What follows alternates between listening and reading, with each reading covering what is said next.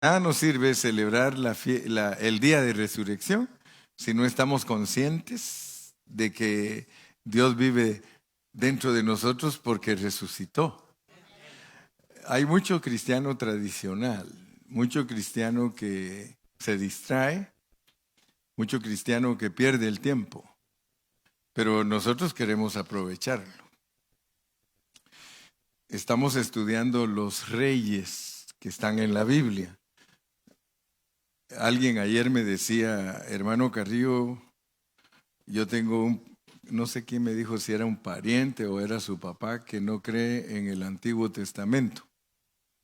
Dice, yo no creo en el Antiguo Testamento, yo creo en el Nuevo Testamento, decía él. Y yo sé que hay muchos cristianos que se expresan de esa manera. Dicen, yo no creo el Antiguo Testamento, yo creo el Nuevo Testamento, dice, porque ahí está el propósito de Dios para los gentiles. Sin embargo, tenemos que creer también el Antiguo Testamento, porque el Antiguo Testamento es la base para que nosotros entendamos el Nuevo Testamento. Y de hecho, si no le ponemos atención al Antiguo Testamento, nos vamos a quedar sin los detalles de una vida práctica.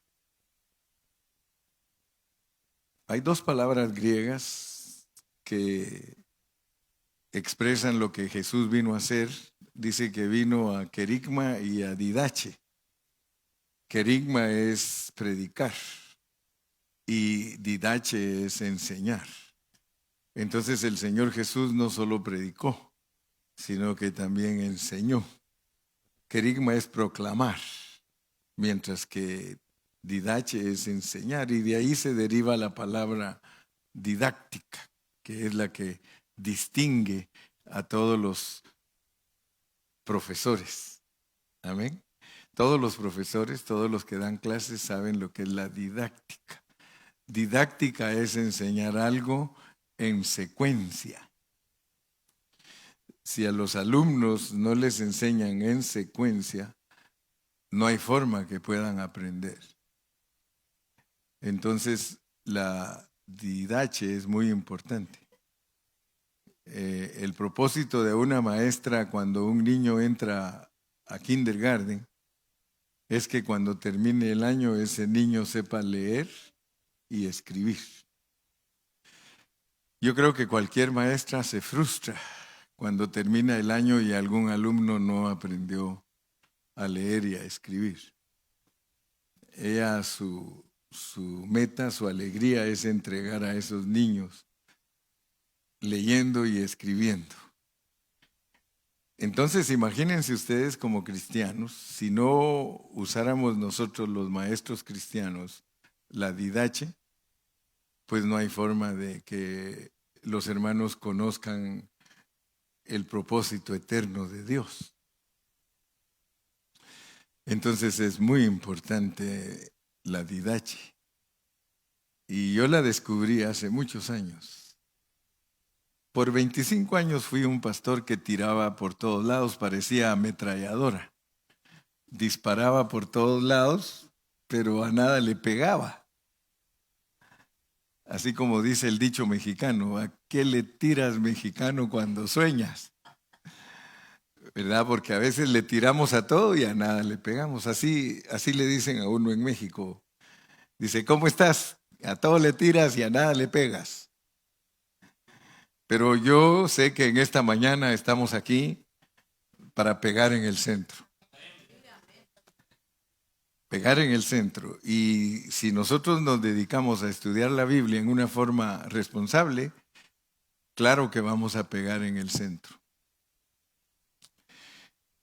Estamos estudiando las figuras de la Biblia porque la Biblia tiene tipología, tiene alegorías, tiene metáforas, tiene parábolas, sombras, tipos. Y algunos no le dan la importancia necesaria porque no les han enseñado que ahí está escondido el propósito de Dios. Después de 25 años de ser cristiano, Dios me acercó a personas que sabían más que yo de la Biblia, y yo le doy gracias a Dios porque tuve que quitarme el sombrero, no el pelo, el sombrero. Tuve que quitarme el sombrero para respetarlos como tales. Y de ahí en adelante, pues, cuando ya me enseñaron a contar, ya aprendí a multiplicar, a dividir, a restar. Y los números, cuando uno ya los conoce cómo son, uno los puede usar para todos lados. Y Dios, aparte de eso, me permitió estudiar pura matemática. O sea, mi carrera era de pura matemática. Así que tengo una mente matemática de las razones y proporciones, aquellos que todavía se acuerdan de la escuela. Y resolver ecuaciones, porque descubrí que Dios tiene unas ecuaciones, pero si el hombre se le hacen difíciles las ecuaciones de tercero y cuarto grado, hermano, Dios tiene hasta de como elevado a la potencia 1000. Ecuaciones que, si no es por el Espíritu Santo, no podemos resolverlas. ¿Cuántos dicen amén? Entonces, al estudiar los personajes, yo les dije a ustedes que tenemos que analizar cada versículo, porque cada versículo nos va a revelar secretos de Dios. Hoy vamos a seguir, estamos por alguna razón, y quiero recordarles a ustedes que por alguna razón Dios repite las historias, ¿verdad? Porque la historia del rey que vamos a estudiar hoy, del rey Josías, está en Segundo de Reyes, capítulo 22, del versículo 1 al 23:30, pero también está en Segundo de Crónicas 34, 1 al 35:27. Y hemos hablado de que cuando Dios repite algo, y todavía aún así aparece en Isaías, en Jeremías, cuando Dios repite algo, nosotros tenemos que ponerle mucha atención. Si Dios no repite algo, Él no le está dando mucha importancia, le está dando un poquito de importancia. Pero si Él lo repite 2, 3 y 4 veces, es para que nosotros le pongamos mucha atención. Y hoy pues vamos a comenzar. Vamos a comenzar en Segundo de Reyes. Ya saben que el segundo libro de Reyes se repite en el segundo libro de Crónicas. Vamos a ir a Segundo de Reyes, capítulo 22 y versículo 1. ¿Se recuerdan ustedes que hablamos de Amón? Hablamos de Amón el día viernes. Y creo que todos estamos poniendo atención lo que es un Amón. Si quisiéramos recordar a Amón, Amón fue un rey muy malo, muy malo. Su papá se podría decir que fue un poquito bueno, pero Amón fue muy malo. Manasés fue un rey que, ¿se recuerdan cuando estudiamos? Él se arrepintió y Dios lo perdonó. Pero vimos que hay una característica de Dios, que Dios no nos esconde nada. O sea que Dios, cuando habla de ti y de mí, Él habla todo lo bueno tuyo y todo lo malo tuyo. Pero de acuerdo a la Biblia, Dios no le hace tanto énfasis a lo malo de uno, debido a que Cristo ya nos perdonó y nos sigue perdonando y nos perdonará. Así que por eso, cuando se trata de nuestra maldad, el Señor no se ocupa mucho. Se ocupa más en hablar de lo bueno que hayamos hecho. Y luego 2 Corintios 5:10 nos recuerda y nos dice que es necesario que todos nosotros comparezcamos ante el tribunal de Cristo para que seamos juzgados de lo que hicimos mientras estuvimos en el cuerpo, sea bueno o sea malo. Pero el que define realmente el balance es Dios. Con este rey nosotros vamos a aprender cosas muy significativas, porque este rey Josías fue el mejor rey de todos, el mejor rey de todos, y cuando leamos su historia dice que no habrá rey, no hubo rey antes que él, ni rey después de él, que fuera como él. De hecho, los historiadores le llaman el reformador Josías, porque él hizo muchas cosas buenas para el pueblo de Israel. Pero a mí me sorprende que solo vivió 39 años. Fue un rey que empezó a reinar de 8 años. La gente se asusta, ¿verdad?, de oír que alguien empiece a gobernar cuando tiene 8 años. Él empezó a gobernar a los 8 años y 31 años reinó. Y Dios lo cortó. 39 años. No es una edad muy grande. Si nosotros queremos que Dios no nos corte, para eso nos va a servir esta lección. Les adelanto un poquito por qué lo cortó. Lo voy a decir en una forma cruda, porque se metió en lo que no le importa. ¿Qué les parece? Por eso lo cortó Dios. Así que ten cuidado, pues. No voy a predicar hoy hasta ahí, porque eso está más adelante. Porque yo quiero que nos metamos para sacar los tesoros que están escondidos y que disfrutemos en esta mañana lo que Dios nos quiere mostrar a través de Josías. Primero que todo, Josías quiere decir al que Dios ayuda. Al que Dios ayuda. Eso quiere decir Josías. Y también hay algunas otras por ahí que le ponen es Yahvé ha sanado o que Yahvé sane. Vimos que su mamá es Jedida o Yedaida, como le dicen en hebreo, Yedida. ¿Qué quiere decir amado o amada o amable? Y era hija de Adaía, que quiere decir adorno de Dios. Y era de Boscat, que quiere decir hinchazón. Aunque a usted le parezca un poco chistoso, pero los nombres que Dios pone en la Biblia para nosotros los cristianos del Nuevo Testamento son muy importantes porque ellos nos enseñan una realidad. Así como aplicamos el versículo y los versículos de Amón, de la misma manera vamos a aplicar el resultado de Amón. ¿Cómo es que un papá malo puede tener un hijo bueno? Imagínense ustedes a Josías, porque él era nieto de Manasés y era hijo de Amón. Pero yo me imagino a Manasés, porque Manasés, a pesar que fue un rey que honró a Dios haciendo muchas cosas, en determinado momento se llegó a creer mucho. Porque uno, cuando tiene éxito en la vida, uno se cree mucho. Recuérdense de Nabucodonosor, que él salía a caminar a sus patios, a sus jardines colgantes, y él decía que él era el que tenía todo aquello engrandecido por su fuerza. Y yo he conocido hombres, yo trabajé con un hombre que no creía en Dios y decía que él había logrado toda su riqueza porque él trabajaba. Y de hecho dejó muy ricos a sus hijos, yo los conozco.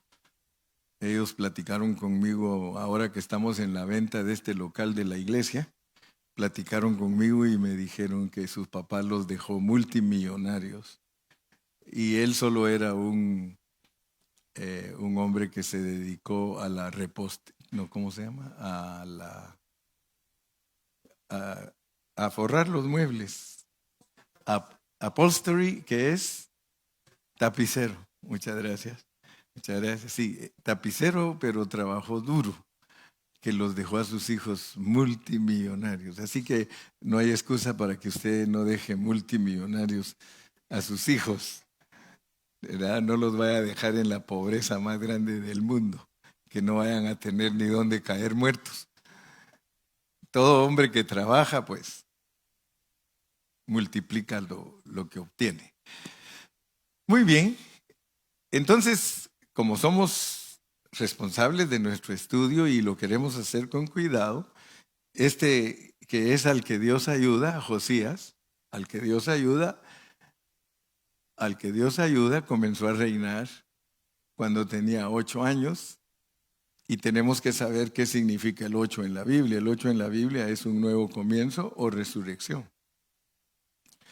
Por eso es importante que todo cristiano del Nuevo Testamento sepa todos los significados de los números, los colores, los objetos. De otra manera no va a poder entender la Biblia, porque la Biblia es un arreglo divino. The Bible is a divine arrangement made by God. God made the arrangement to explain His eternal purpose. O sea que Dios fue el que arregló la Biblia como está. Y por eso es que algunos dicen, esto nunca existió. Y es posible que no haya existido, pero Dios lo puso para enseñarnos a nosotros algo. Entonces, estos son inventos de Dios, no del hombre. Porque algunos tropiezan con eso, ¿verdad? Dice, es que ya estudiaron que en el Mar Rojo, dice, no es posible, dice que digan que pasaron por el Mar Rojo, dice, hay una parte del Mar Rojo que es un charco, dice. De seguro por ahí pasaron. Y quieren argumentar y poner a Dios en mal.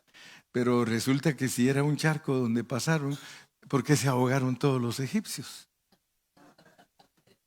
Entonces quiere decir que Dios nunca va a quedar en ridículo.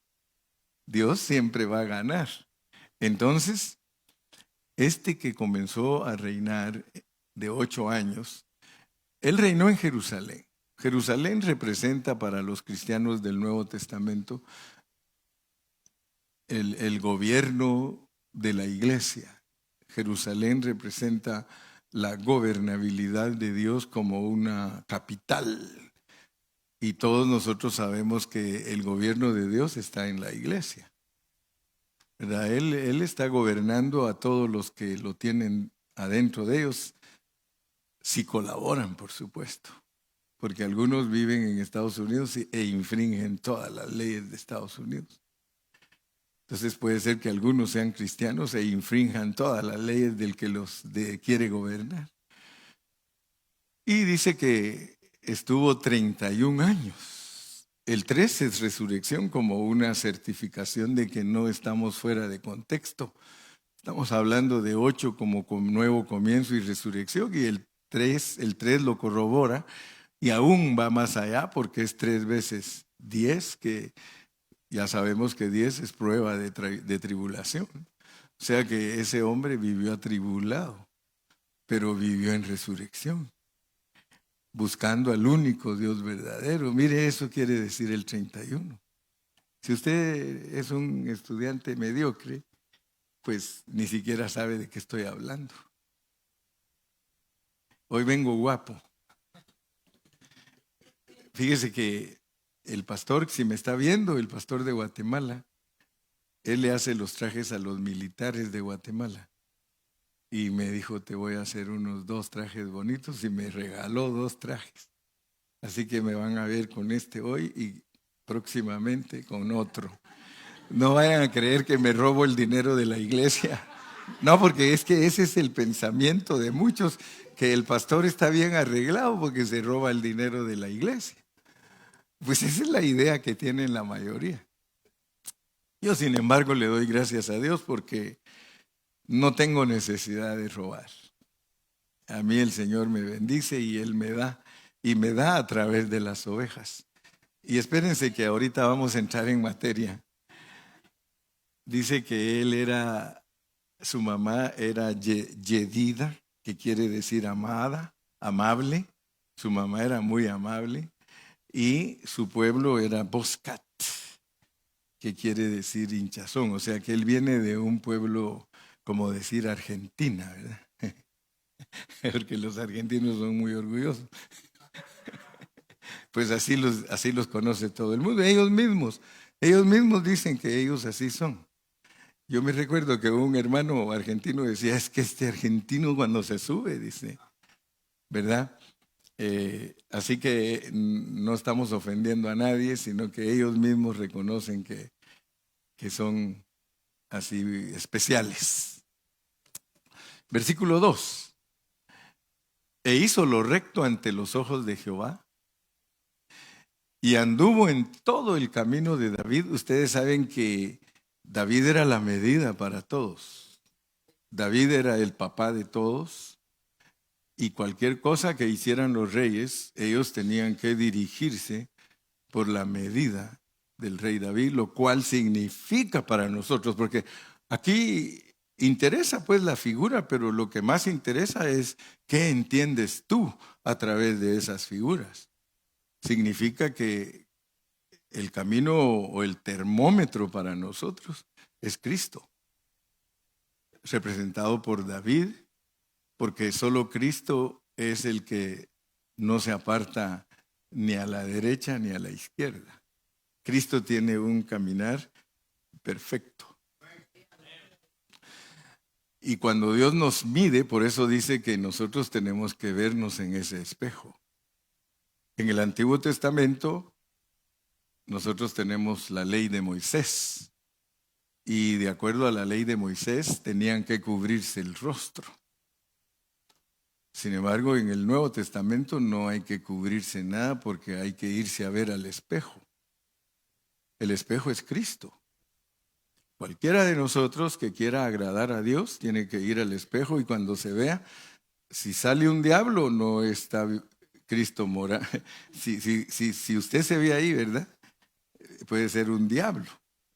Entonces usted tiene que entender que usted no está cumpliendo con la medida.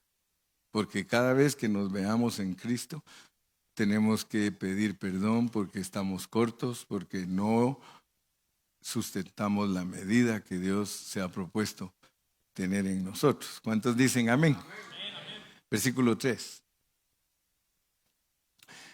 A los 18 años del rey Josías, o sea que ya habían transcurrido 10, porque empezó de 8, envió el rey a Safán. Tendríamos que estudiar quién es Safán. Yo sé que era uno de sus oficiales. Era un escriba, hijo de Azalía, hijo de Mesulán, escriba, a la casa de Jehová diciendo, notemos pues, porque vamos a ir despacio para sacar la enseñanza correcta. 18 años del rey Josías. Ya tenía 10 años de estar gobernando. Casi todos nosotros, en todos los países, tenemos desilusión, porque nosotros quisiéramos ser gobernados por personas correctas. Todos. Aquí en Estados Unidos nos juntamos todas las nacionalidades y todos quisiéramos en cada país tener los gobernantes correctos. Quisiéramos tener los hombres que son transparentes, sinceros, fieles. Pero tenemos un problema. Tenemos un problema y es de que los que nos gobiernan son personas sin temor a Dios, son personas que solo están a veces buscando su propio bien. Solo imagínese cómo actúan los gobiernos de hoy. Mire, le voy a contar. Y le voy a hablar de México para que los mexicanos despierten. Sí. Un tiempo atrás, algunas naciones le regalaron a México mucho arroz, mucho papel toilet, muchas cosas que los países querían ayudar en ciertas áreas de México donde hay bastante pobreza. Pero ellos le pusieron un chip a todo lo que regalaron. y ellos estaban haciendo un experimento social. Dice, le vamos a poner un chip a toda la donación y vamos a ver qué hace, porque podemos seguir a dónde va la donación que dimos. ¿Y cuál fue la sorpresa? Que siguieron los chips. ¿Y dónde creen que los encontraban? En el tianguis. En el tianguis, y ellos llegaron ahí al tianguis. Y dice, ¿me puedes dar ese rollito de papel? Sí, le dice, aquí están. Solo le vamos a sacar lo que le pusimos. Y sacan el chip, dice, gracias. Entonces investigaron quién le regaló esa mercadería a todos esos vendedores del tianguis. Y la sorpresa fue que unos diputados de México fueron a saludar con sombrero ajeno, según a la gente pobre, para decirles que ellos traían esa donación para ellos. Qué tremendo. Y al del tianguis le preguntaron, ¿y a ti cómo te llegó? A mí me la vendieron, dijo. Barata, por eso puedo dar barato. Entonces, desen cuenta pues que en el mundo no hay honestidad. En el mundo no hay transparencia, no hay hombres que realmente sientan la carga de su prójimo y que al ver la pobreza de algunos puedan ayudarlos en vez de estorbarlos, ¿verdad? Me recuerdo también en mi país pasó, porque a nosotros nos dijo esa persona, él era papá de la esposa de uno de los generales de Guatemala. Y él nos contó a nosotros, dice, porque su hija le contaba. Llegó un regalo de 7 millones de dólares. Llegó un regalo a Guatemala, me parece que era de Corea. Y entonces él dice que una noche llegó el cardenal de Guatemala a platicar con su yerno, que era uno de los generales de Guatemala. Y dice, me dio tanta tristeza, dice, porque ahí estaban hablando y peleándose el uno con el otro. Decía, mira, la mera verdad, dice, es que nosotros vamos a agarrar 5 millones, le dijo el general, y le vamos a dar a la iglesia solo 2 millones. Y el cardenal peleando, no, hijo, 3 millones son míos por lo menos, dice. Y ustedes pues quédense con 4. Pasado el tiempo, a ese cardenal lo mataron. De seguro que los generales se quedaron con los 7 millones. Les estoy hablando de esto porque este muchachito a los 8 años empezó y a los 10 se puso pilas. Pero yo me imagino que el bisabuelo o el abuelo lo ha de haber aconsejado. Vamos a ver cómo se desarrolla la historia para ver la lección completa para nosotros. Sigamos con el 4. Ve al sumo sacerdote Hilcías y dile que recoja el dinero que han traído a la casa de Jehová, que han recogido del pueblo los guardianes de la puerta. Yo quiero ir despacio porque yo quiero que ustedes vean que todo el consejo de Dios está escondido en parábola. Todo el consejo de Dios está escondido en el Antiguo Testamento. Y aquí vamos a decir tanananan, porque va a empezar a tocar la iglesia y el dinero que le llega. Amén. Por eso aclaré que el traje me lo regalaron.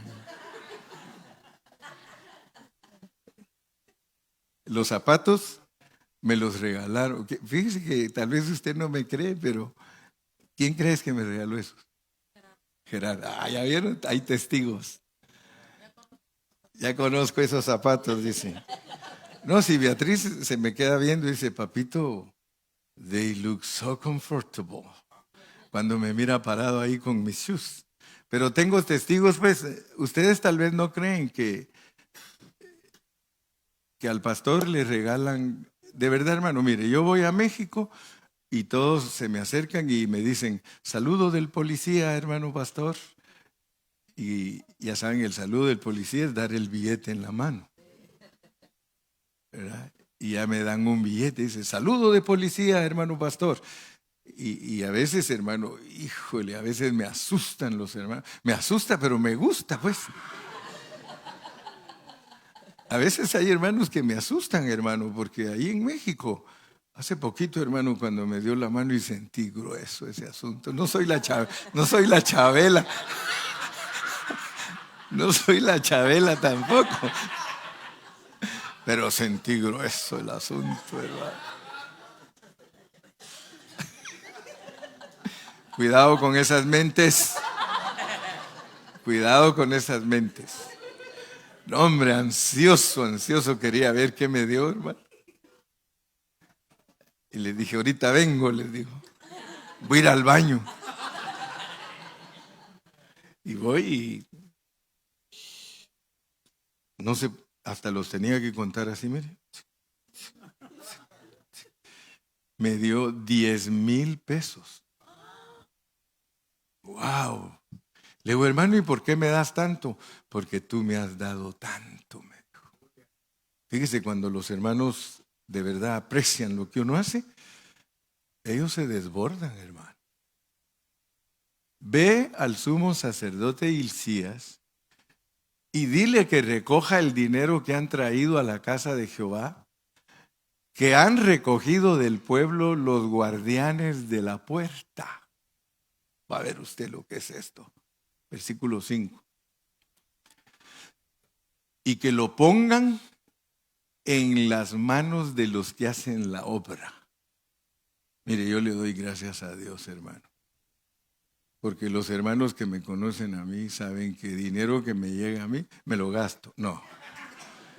Dinero que me llega a mí, tengo una carga de distribuirlo. De distribuirlo. No soy loco para gastar el dinero. Me gasto el mío, ese sí. Y ese, pues tengo derecho, ¿no? Pero lo que es exceso, lo que yo tengo de más, porque en la iglesia dan de más, hermano. ¿No ve que algunos me dicen a mí, a la voz, dice, de Guatemala, ya sabe, a la voz, dice, con esa iglesiona que vos tenés, dice, se me hace que te dan buena feria, ¿verdad? Y le digo, pues fíjate que sí, pero no es mía toda, le digo, porque hay que pagar renta, aseguranza, mantenimiento. Si todo lo que entrara en la iglesia me lo agarrara yo, entonces andaría en un Mercedes-Benz, por lo mínimo, si no un Lamborghini, ¿verdad? Ya me hubiera agarrado el eléctrico. Que lo pongan en manos de los que hacen la obra, que tienen a su cargo el arreglo de la casa de Jehová. Mire, hermano, yo quiero que usted sepa, porque usted debe de saber, hermano, y que no le chismeen. Que no le chismeen, porque todo el dinero que entra aquí es para arreglarlo a usted. Para arreglar la casa. Ah, si ya me la sé, dicen por ahí, ya se la sabe el pastor. Yo le doy gracias a Dios porque todos los reyes que Dios usó para arreglar la casa les tomó mucho tiempo porque este trabajo es de siempre. A los hermanos hay que estarle arreglándolos todo el tiempo y cubriendo las grietas, dice, y que lo pongan en manos de los que hacen la obra, que tienen a su cargo el arreglo de la casa de Jehová, y que lo entreguen a los que hacen la obra de la casa de Jehová para reparar las grietas de la casa.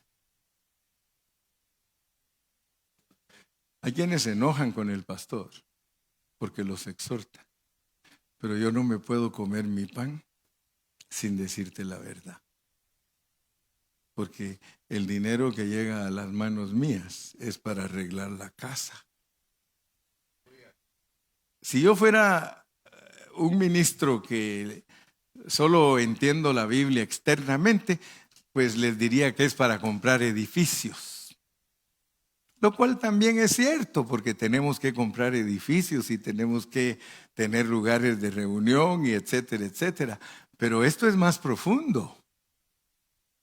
Esto es más profundo porque el dinero que entra en la casa de Dios es para los que hacen la obra de reparar grietas. Mire qué tremendo es esto, hermano. Reparar grietas. O sea que todo aquel que me ayuda a mí a reparar grietas, seguro que las ofrendas lo van a alcanzar. ¿Aló? Pero aquellos que en vez de ayudarme a reparar grietas, yo los miro que andan haciendo más grietas. Yo les digo, como dice Noé, sáquese. Yo no puedo compartir el dinero que entra aquí con personas que en vez de ayudarme a amar a los hermanos y a cuidarlos, andan viendo cómo los crucifican o viendo cómo los estorban. Pero todo aquel, hermano, todo aquel que trabaja en la obra del Señor, reparando grietas, es digno. Es digno, hermano. Y no se vayan a asustar porque miren cómo dice aquí. Van a ver que esto es tremendo, hermano.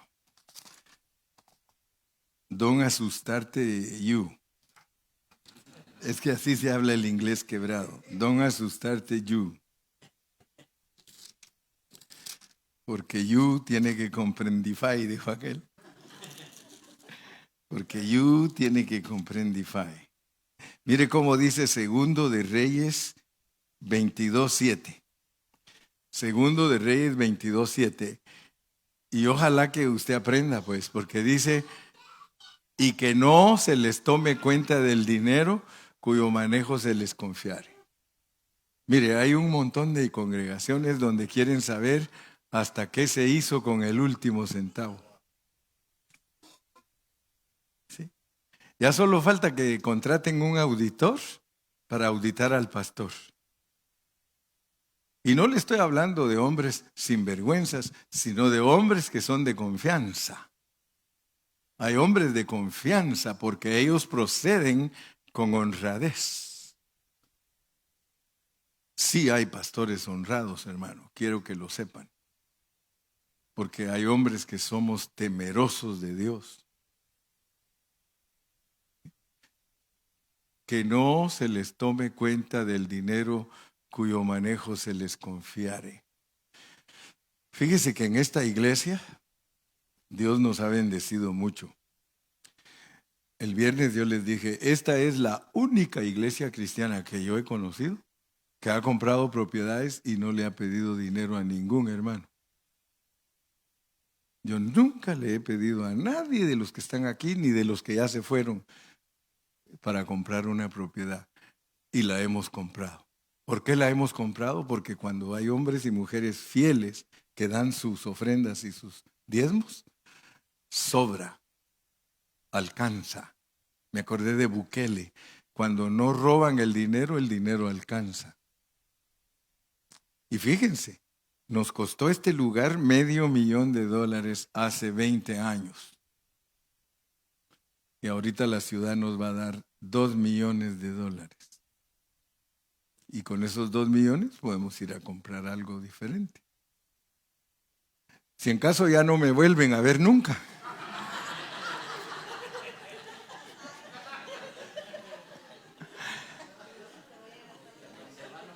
Si en caso ya no me vuelven a ver nunca, goodbye. Claro que me van a ver si Dios me ha llamado para reparar las grietas de su casa. Yo tengo un llamamiento. Sí, yo te llevo. ¿De dónde anda el hermano querido? Con Dani en Hawái.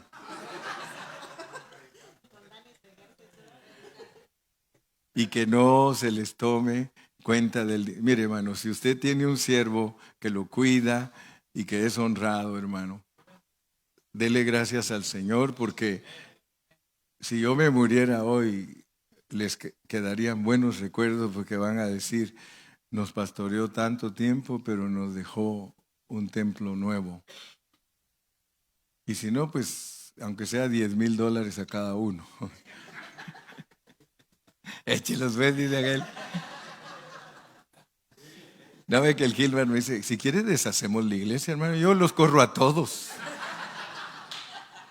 No, hemos sido llamados para reparar grietas.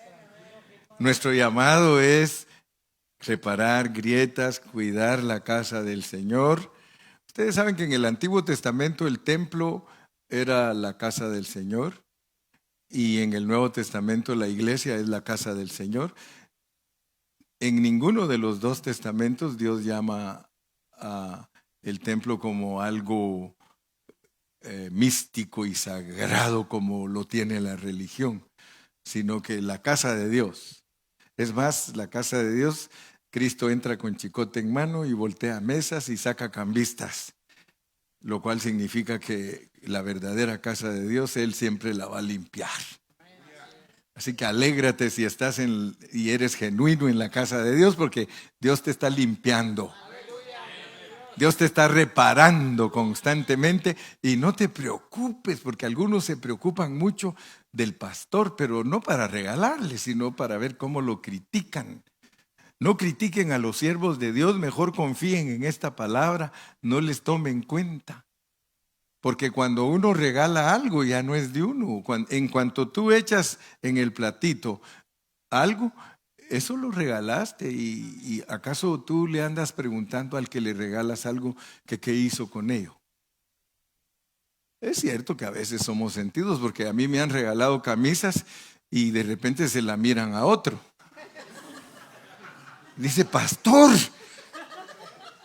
Le digo, mi hijo, pues es que soy extra large y tú me compraste una Miriam. ¿Me quieres ver como chorizo?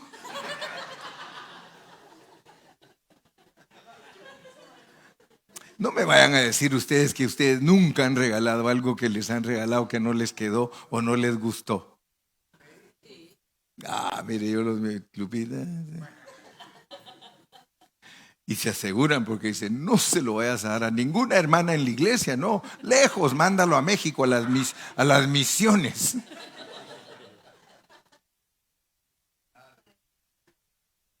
Glorifique a Dios. Dele palmas a Cristo.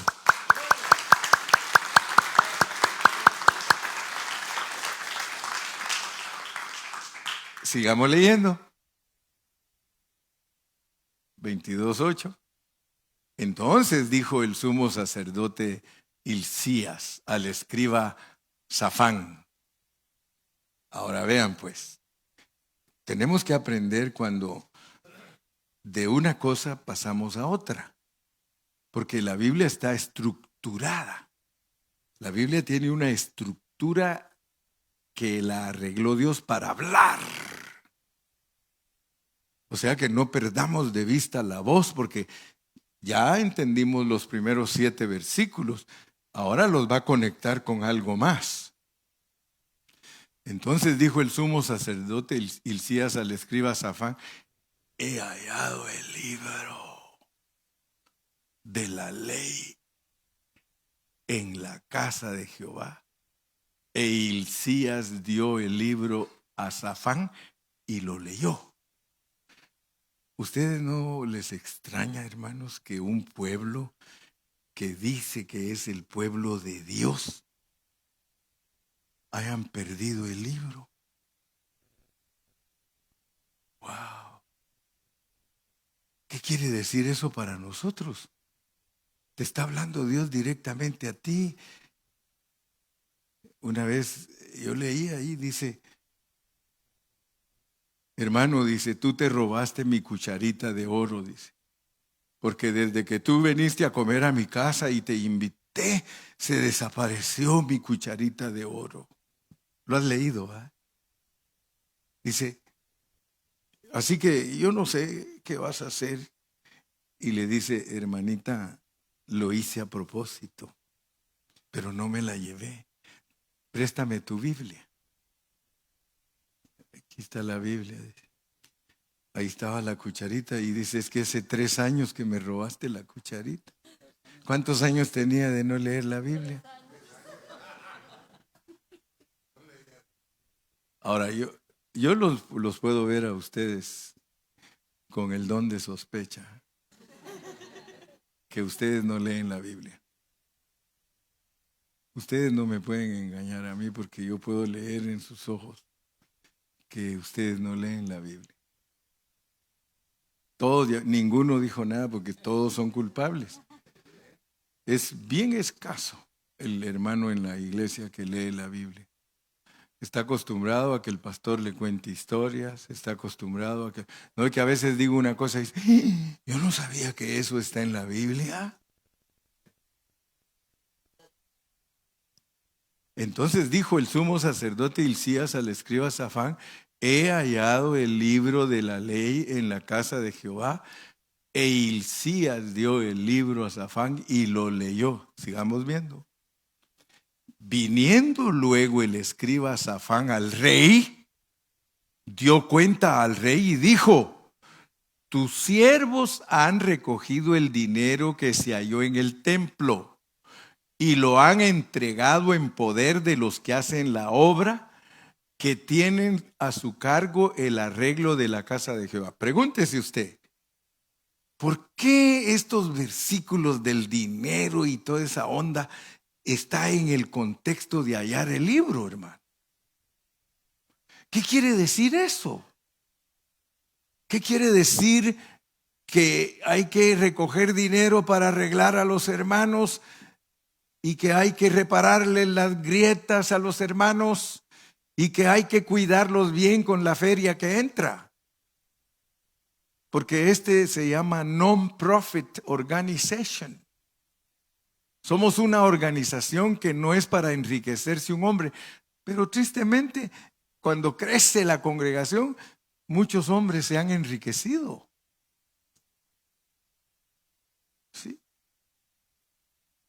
Y por eso yo le doy gracias al Señor, hermano, porque yo ni siquiera casa propia tengo para que me digan, ese pastor se roba el dinero de Pan de Vida. Prefiero estar rentando, tranquilo, que estar siendo objeto de crítica de algunos que no entienden que hay que reparar grietas y que hay que arreglar a los hermanos y que hay que ayudarlos. ¿Aló? Y lo han entregado en poder de los que hacen la obra, que tienen a su cargo el arreglo de la casa de Dios. Si no hallamos el libro, nosotros vamos a cometer muchos errores. Usted mismo los va a cometer. Usted mismo va a juzgar a las personas si usted no encuentra el libro. Sigamos leyendo. Asimismo el escriba Safán declaró al rey diciendo, el sacerdote Hilcías me ha dado un libro, y lo leyó Safán delante del rey. Les dije que para mí, yo no puedo entender en mi mente cómo podemos perder la Biblia, hermano, pero se ha perdido. Y de la única manera que nos podemos recuperar de todo el daño que tiene la iglesia es si hallamos el libro, hermano. Y para su información, el hermano Carrillo lo encontró. Y por eso somos una iglesia diferente. Somos una iglesia diferente, no para presumir, sino para gloriarnos en Cristo. Porque yo no ando presumiendo que sé más que otros, no. Al contrario, yo amo a los que no saben. Pero también cuando tengo oportunidad los desafío y le digo, tú estás atrasado, porque tú no estás bajo la cobertura de un ministerio que te respalde en lo que dices. Y uno tiene que estar respaldado, hermano. Uno no puede enseñar lo que quiera, hermano. Si yo enseño lo que yo quiera, esa es una interpretación privada de la Biblia. Cuando yo estaba en Ecuador, hermano, los hermanos del recobro vinieron conmigo y me dijeron, hermano Carrillo, nosotros nos asociamos contigo si le quitas el nombre al pan de vida. Así, pregúntenle al hermano Luchito si quieren. El encargado del recobro de la República de Ecuador, él vino a hablarme y me dijo, nosotros nos unimos porque vemos que ustedes tienen buena enseñanza y les crecen las iglesias, porque a ellos no les crecen las iglesias. Porque ellos solo tienen gente que se roban de otras iglesias. Ellos se meten a las casas para hablar mal del pastor, para levantar obras ellos. Salteadores, ladrones, ¿sí? Asimismo, el escriba Safán declaró al rey diciendo, el sacerdote Hilcías me ha dado un libro, y lo leyó Safán delante del rey. Hermano, encuentra tu Biblia, por favor. Yo siempre te digo, vas a estudiar conmigo, trae tu Biblia, porque yo voy a hablarte la Biblia. Y por eso es que Dios nos ha respaldado y el ministerio cada día está más fuerte. Más fuerte, hermano. Hermanos que están estudiando con nosotros que nos dicen, hermano, ¿y qué se hace para trabajar con ustedes? Les digo, nada. Solo sean fieles a Dios y estudien la palabra y ya estamos trabajando juntos. Versículo 11. Y cuando el rey hubo oído las palabras del libro de la ley, se rasgó sus vestidos. Se rasgó sus vestidos. ¿Usted sabe lo que significa rasgarse los vestidos? Esa es una costumbre judía.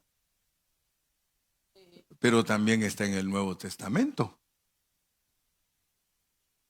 Si usted lee en Marcos y en Mateo, cuando Jesús estuvo frente a las autoridades, Él les dijo que era hijo de Dios y ellos se rasgaron los vestidos. O sea que rasgarse los vestidos es señal de que alguien está blasfemando. Josías se dio cuenta que el perder el libro era una blasfemia. Quiero que sepas, si tú no lees la Biblia, eres un blasfemo. Porque todos los reyes dicen que tienen que tener una copia y leerla todos los días. ¿Aló?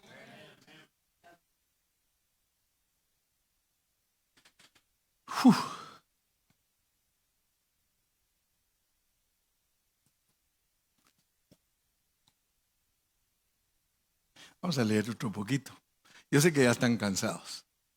¿Todavía no? Y cuando el rey hubo oído las palabras del libro de la ley, rasgó sus vestidos. Tenemos que unir estos pasajes porque habla del dinero, la casa, repararla, y habla de la blasfemia de haber abandonado el libro.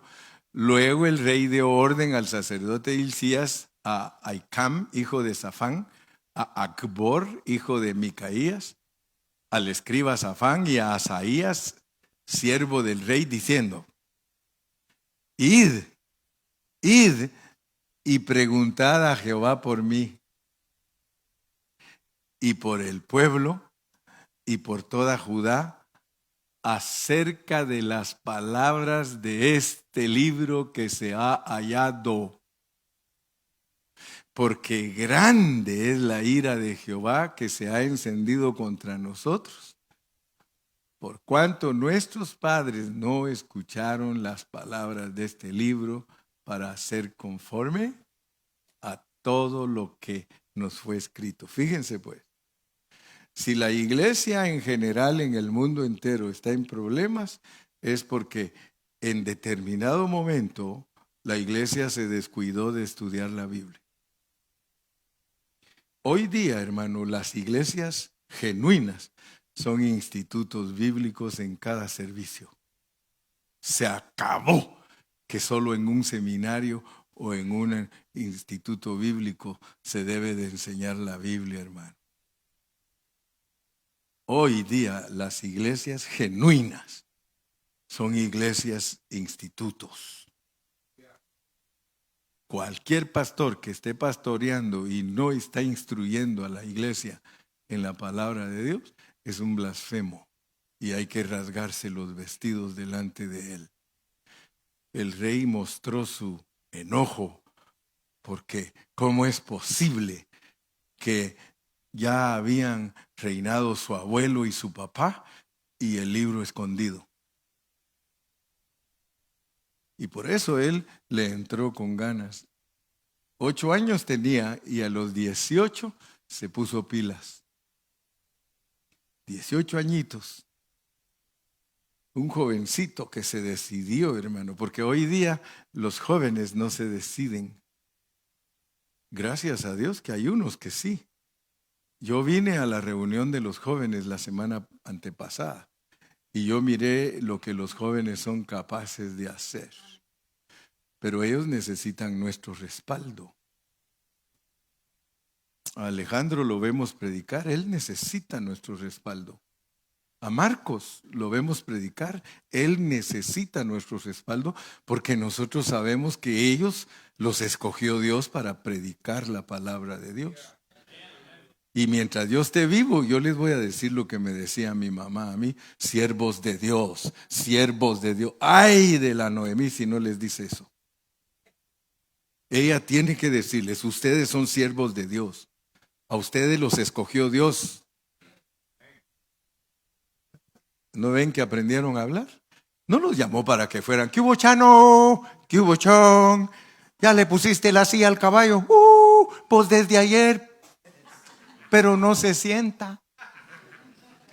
No nos llamaron para ser entretenedores. No nos llamaron para ser artistas, hermano. Gracias a Dios que ellos, aquí los tiene Dios, hermano. Porque si ellos estuvieran en México, ellos fueran artistas, hermano. Ya aquel se hubiera inventado su nombre, Chon, y le dijera a su hermano: tú Chano, Chano y Chon, o taco y enchilada. Pero no, hermano, Dios nos escogió, y por eso es que mi madre me decía a mí: Gilberto, si usted no fuera pastor, usted hubiera sido un buen payaso. Sí, porque me encantaba, hermano, actuar. A mí me encantaba actuar, contar chistes. Imagínense, me iba a los velorios y yo tenía un repertorio de empezar a las 8 de la noche a contar cuentos y a las 6 de la mañana y nos vemos, y sin parar, hermano.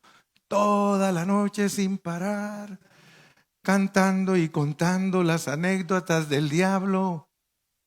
Sí, pero Dios no me escogió a mí para eso. Dios me escogió para labrar los corazones de los hermanos. Dios me escogió para reparar grietas.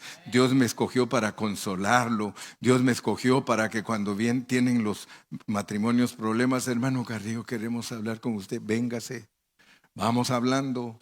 Sí, algunos me dan ganas de quitarme el cinto, pero el Señor dice: quieto, quieto, quieto, galleto. Sí, pero para eso nos escogió Dios, hermano. Dios no nos escogió para enriquecernos de quetzales, pesos y dólares, no. Él nos escogió para reparar las grietas de su casa. Nos escogió para atender a esos que tienen tanta necesidad, hermano. Dios nos escogió para que perfeccionemos a los santos. La satisfacción más grande del hermano Carrillo es ver a una persona crecer en Cristo, verla que de verdad está creciendo en el Señor. Me gusta oírlos hablar, hermano. Tengo discípulos buenísimos. ¿Sí? Perdónenme que a veces soy directo y uso los nombres, pero yo me siento bien orgulloso de Gustavo. Yo me siento bien orgulloso del hermano Montalvo cuando los oigo hablar y desafían a otros hermanos. Hace poquito oí al hermano Montalvo y dije: mejor me quito de aquí, porque sí, le estaba diciendo a cierta persona: es que tú te has descuidado de tu estudio de la Biblia. Sí, ya te dejaste de tomar la medicina.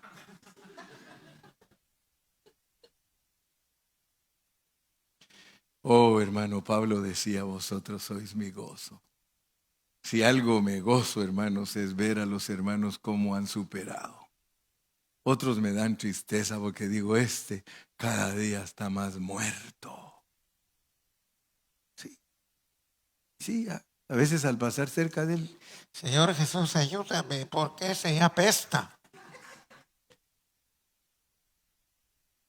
pero nunca lo voy a hacer literal, porque tampoco me gusta ser ofensivo a todo lo que nos fue escrito. 14. Entonces fueron el sacerdote Hilcías y Ahicam, Acbor, Safán y Asaías a la profetisa Hulda. Fíjese que casi no se usaban a las mujeres en el Antiguo Testamento, pero aquí hay un significado especial, hermano. Porque regularmente Dios usa a las mujeres cuando los hombres no se dejan usar. Casi siempre es cuando no se dejan usar los hombres. Pero una vez se dejen usar los hombres, Dios no usa a las mujeres. Así que no podemos quejarnos si hay mujeres en el liderazgo, porque es donde no hay agallas de hombres para que tomen la batuta. No se oye, padre. ¿Sí? Algunos son puros baracks. Pero gracias a Dios por las Déboras, porque la Débora dice, ok, voy a ir contigo, pero la victoria será de mujer. Yo me acuerdo cuando estaba joven que mis amigos me decían que si yo no chupaba, que no era hombre. Y a chupar, pues, porque tenía que demostrar que era hombre. ¿Sí? Y luego si me tomaba algo suavecito, ese es de mujer. Imagínese. Entonces fueron el sacerdote Hilcías y Ahicam, Safán, guarda de las vestiduras, la cual moraba en Jerusalén en la segunda parte de la ciudad, y hablaron con ella. Hablaron con ella. 15.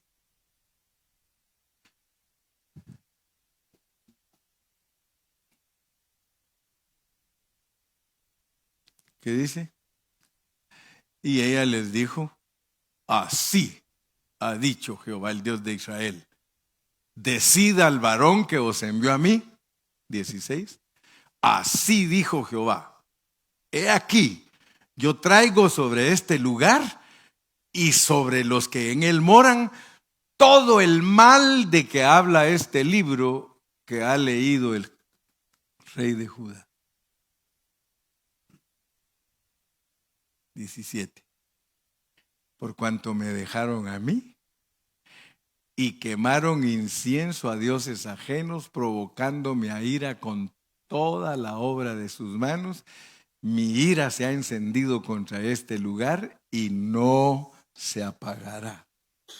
Sigamos leyendo.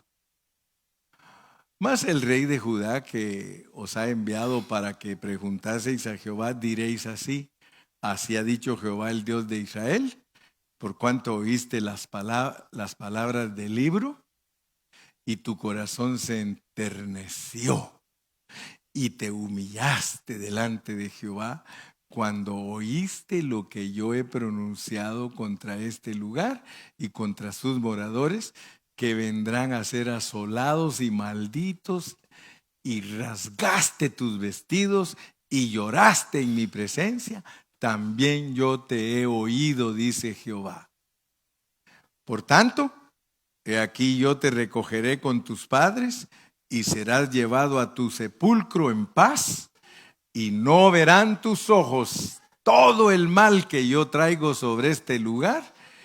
Y ellos dieron al rey la respuesta. Vamos a dejar hasta ahí, pero quiero por favor que hagamos un resumen. Hagamos un resumen. Porque tenemos que entender que Dios provee dinero para que su obra trabaje, pero hay que encontrar el libro. Porque el libro dice todas las consecuencias a las que estamos expuestos si nosotros no hacemos bien lo que todo este contexto nos enseña. Podemos ser librados, pero recuérdense que a Dios no se le olvida nada, porque dice, de todas maneras los voy a castigar. ¿Y a quiénes va a castigar? A los que van a tomar la antorcha después de nosotros si no se ponen pilas. Si los jóvenes no se ponen pilas, hermano, y echan a perder lo que nosotros empezamos, Por eso yo soy un pastor muy delicado en eso. Les digo, si ustedes no siguen el trabajo que empezó el hermano Carrillo y se dividen cuando él se muera, ustedes no son dignos. Porque el trabajo que Dios inició se tiene que continuar y lo tienen que continuar los jóvenes. Pero si los jóvenes cuando se muera el hermano Carrillo se hacen los locos y no toman en cuenta lo que Dios nos ha puesto a hacer, yo me encargo de venir en las noches a jalarle las patas a todos y no los voy a dejar en paz. Porque el trabajo de Dios, cuando es genuino, si Josías produjo un avivamiento, acuérdense de aquel canto. Este avivamiento no se apagará, no se apagará, no se apagará. Si el Señor lo ha dado, permanecerá, permanecerá. Y luego dice algo así, sí, mi padre y mi madre, no sé. La cosa, hermanos, es de que todo lo que es de Dios y es correcto, tiene que prevalecer y tenemos que avisarle a los que siguen después de nosotros, porque nosotros estamos seguros por la Escritura que Manasés le dijo a su nieto, mira, yo hice las cosas mal, ten cuidado porque mira ahora mi hijo Amón, él no es un buen ejemplo para ti, pero tú, Josías, mi hijo, ponme atención. Hermano, aconsejemos bien a nuestros hijos para que ellos continúen el trabajo bueno que nosotros hacemos. Porque hay muchos que son hijos de evangelistas y de pastores que, hermanos, son unos diablos. En ellos no se puede ver continuación del trabajo de sus padres. ¿Por qué? Porque no hay abuelos. No hay abuelos que los aconsejen. Yo estoy bien seguro por el Espíritu de Dios que Manasés aconsejó a Josías y le dijo, no vayas a ser igual a tu papá Amón, porque su papá lo mataron sus propios siervos. Que no te vayan a matar a ti, pues, sino que tú seas el producto de una obediencia, que seas el producto para un nuevo comienzo en resurrección. Vamos a darle gracias a Dios.